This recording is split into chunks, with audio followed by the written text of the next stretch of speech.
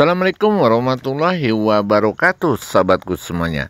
Semoga sahabatku semuanya ada dalam lindungan Tuhan Yang Maha Kuasa dan dibanyakan rezekinya sebanyak-banyaknya. Amin ya robbal alamin. Kali ini sahabatku, saya akan berbagi tentang tanaman ini terlihat mulus dan daun padinya tidak terlihat terlalu hijau dan juga tidak terlihat terlalu seperti kekurangan pupuk. Dari batang sampai ke ujung daun adalah bahwa tanaman tersebut betul-betul segar dan batang juga betul-betul sangat luar biasa dan anakan juga banyak. Tentunya sahabatku, pasti kalau dengan seperti itu adalah pupuknya yang bagus. Dan yang kedua, pembasmi hamanya yang bagus. Itu diprediksi oleh para petani. Tetapi bahwa tanaman tersebut bukan hanya pupuk saja yang bagus atau yang cukup, bukan hanya insek saja yang paling ampuh, tetapi adalah beberapa petani yang belum diketahui bahwa ini adalah dapat membantu tentang pertumbuhan padi tersebut. Untuk itu, sahabatku, yuk kita simak video saya berikut.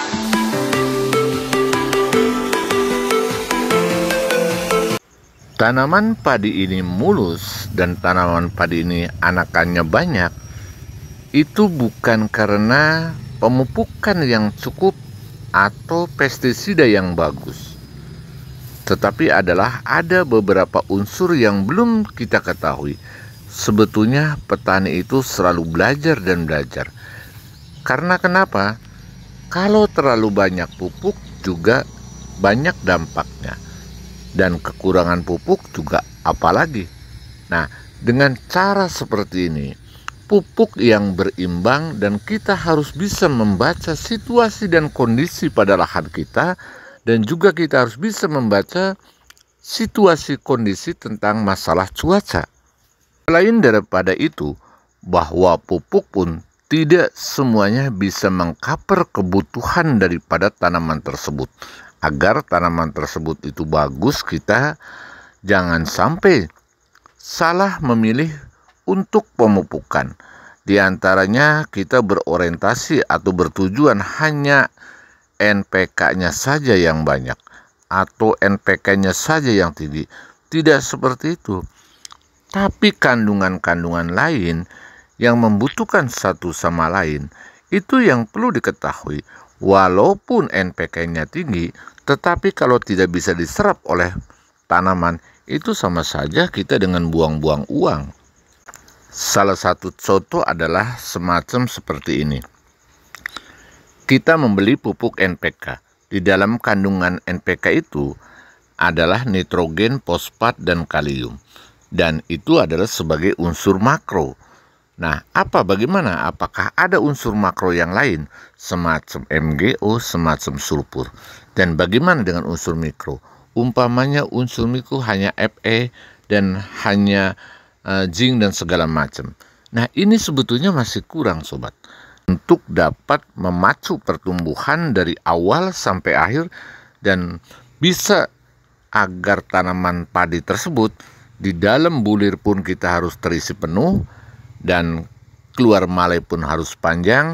Nah, ini dibutuhkanlah semacam unsur-unsur lain yang dapat agar tanaman dari awal itu banyak anakan, daun bersih, dan sampai panen pun kita malainya panjang.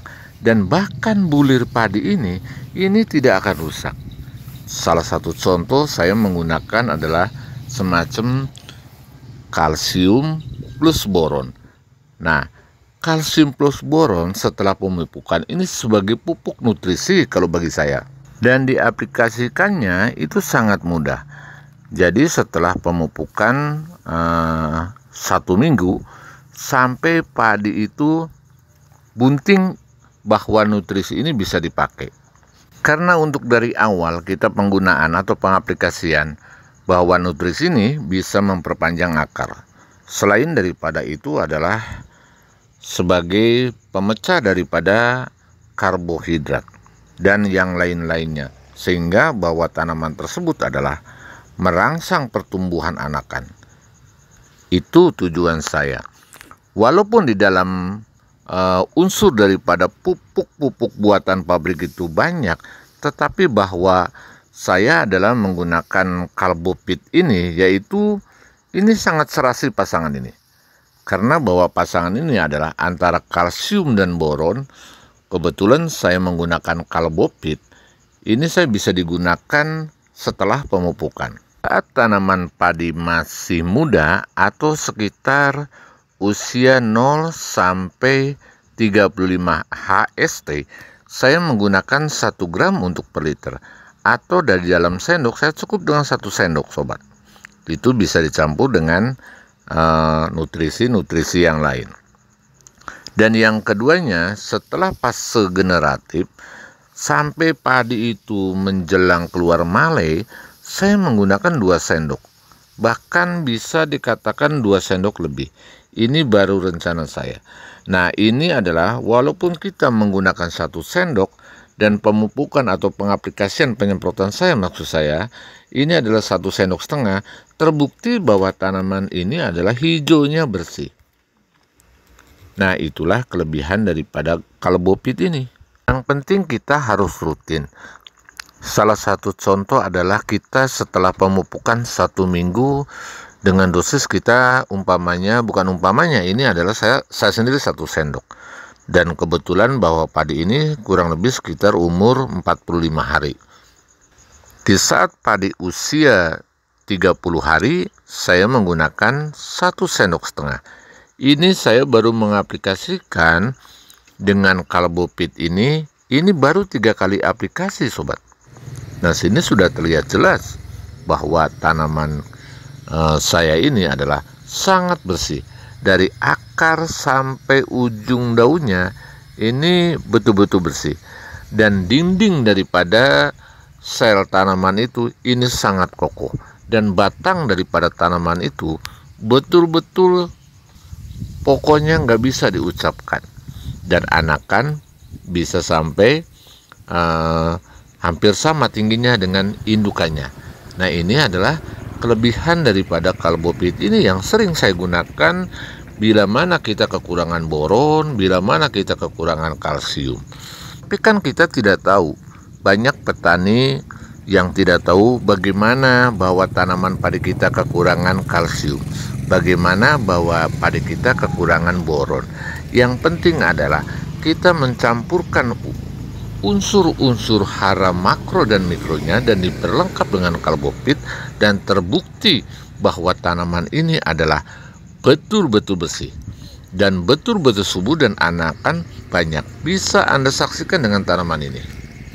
Selain daripada untuk anakan padi dan daun padi itu mulus dan tidak terkena serangan hama dan penyakit, juga dengan menggunakan Kalbopit atau kalsium plus boron ini saya akan sampai panen. Artinya sampai padi itu bunting besar. Itu yang saya harapkan. Karena ini adalah sangat membantu dari mulai pertumbuhan sampai pembuahan. Bahkan dari pembuahan atau dari bulir padi itu sendiri, katakanlah beras daripada padi itu sendiri, kalau kita cukup menggunakan atau mengaplikasikan antara kalsium dan boron, ini kerusakan daripada beras ini sangat kurang.